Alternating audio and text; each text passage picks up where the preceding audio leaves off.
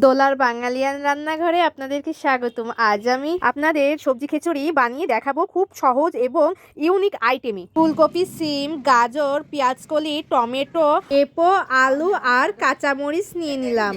এরপর পরিমাণ মতন মসুরির ডাল নিয়ে নিলাম। আপনারা ইচ্ছা মতন মসুরির ডাল নিতে পারেন। এইদিকে আমি বাঁধাকপি কুচি কুচি আকারে কেটে নিয়েছি। যত কুচি কুচি আকারে কাটা হবে ততই যেন স্বাদ দ্বিগুণ বেড়ে যাবে। এইদিকে আমি খিচুড়ি করার জন্য গ্রামের লাল চাল নিয়ে চলে এসেছি। এটাই অন্যরকম স্বাদ বয়ে নিয়ে আসে। আমি এইদিকে কড়াইতে তেল গরম করতে নিয়ে নিলাম। একে একে আমি পাঁচফোড়ন, তেজপাতা এবং শুকনা মরিচ আর কাঁচামরিচ নিয়ে নিলাম। নিয়ে সুন্দরভাবে নাড়াচাড়া করতে লাগলাম। আপনি যদি আমার চ্যানেলে নতুন হয়ে থাকেন তাহলে অবশ্যই লাইক, কমেন্ট, শেয়ার করবেন। এরপর আমি সব সবজিগুলো অল্প অল্প করে দিয়ে ভাজতে শুরু করে দিলাম। লবণ আর হলুদ পরিমাণ মতন আমি নিয়ে নিলাম। আপনারা আপনাদের পরিমাণ মতন হলুদ আর লবণ নিয়ে নিতে পারেন, কোনো সমস্যা নেই। আবারও আমি বাকি সবজিগুলো দিয়ে নিলাম। এরপর সুন্দরভাবে নাড়াচাড়া করতে লাগলাম, মানে কষাইয়ে নিলাম। এখন আমি 5 মিনিটের জন্য ঢেকে দিলাম। আবার 5 মিনিট পর ফেরত এসে নাড়াচাড়া করতে লাগলাম যাতে নিচে না এঁটে যায়। এই তো আমি আবারও 5 মিনিটের জন্য ঢেকে দিলাম। 5 মিনিট পর আমি আবার চলে আসলাম। এরপর আমি সুন্দরভাবে আবারও নাড়াচাড়া করব যাতে লেগে না যায়। আমার রান্না আপনাদের কেমন লেগেছে অবশ্যই কিন্তু জানাবেন। এইদিকে আমি চালের মধ্যে ডালটা দিয়ে সুন্দরভাবে মিশিয়ে নিলাম। এরপর আমি গরম জলে চাউল আর ডাউলটা ঢেলে নিলাম। এই তো সবগুলো আমি ঢেলে নিলাম। এরপর ওই যে কষানো সবজিগুলা ঢেলে নিলাম। আমি বাঁধাকপিটাও ঢেলে নিলাম। এই তো তারপর আমি সুন্দরভাবে নাড়াচাড়া করতে লাগলাম। আপনারা কি খেয়াল করেছেন আমি কিন্তু পেঁয়াজের কলিটা আগে কষাইনি, আমি এখন এটা দিয়ে নিলাম যাতে গলে না যায়। আপনারাও কিন্তু এভাবে ট্রাই করে দেখতে পারেন।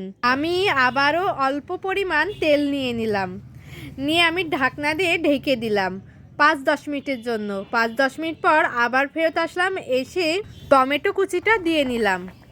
এই যে টমেটো কুচিটা দেওয়ার পরে আমি সুন্দরভাবে নাড়াচাড়া করতে লাগলাম যাতে খিচুড়িটা লেগে না যায়।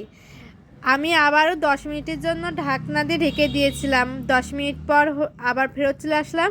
এসে আমি আবারও নাড়াচাড়া করতে লাগলাম। নাড়াচাড়া আমাদের মাঝে মাঝেই কিন্তু করতে হবে, একবারে ঢেকে রাখলে কিন্তু হবে না। বেশিক্ষণ ঢেকে রাখলে পরে লেগে যেতে পারে, লেগে গেলেই তো পুড়ে যাবে।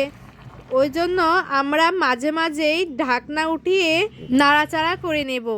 আবার 5 মিনিটের জন্য ঢাকনা দিয়ে আবার 5 মিনিটের পর ফেরত এসে আবার নাড়াচাড়া করতে লাগবো।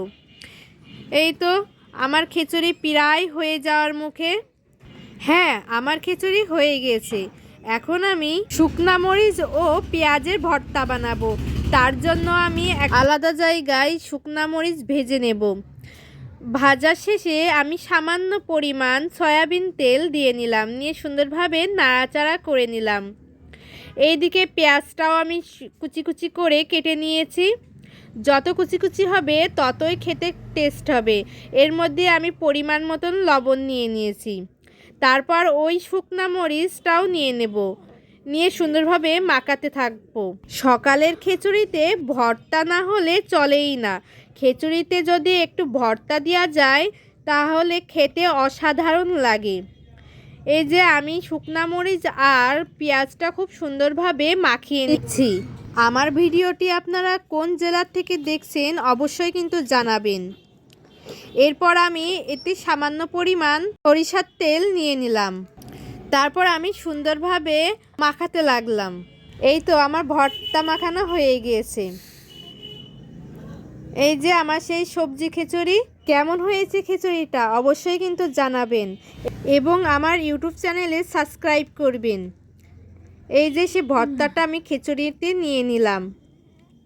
দেখুন তো কত সুন্দর হয়েছে, দেখেই তো আমার লোভ লেগে যাচ্ছে। আপনাদের কেমন লাগছে অবশ্যই কিন্তু জানাবেন। আজকের মতন টাটা।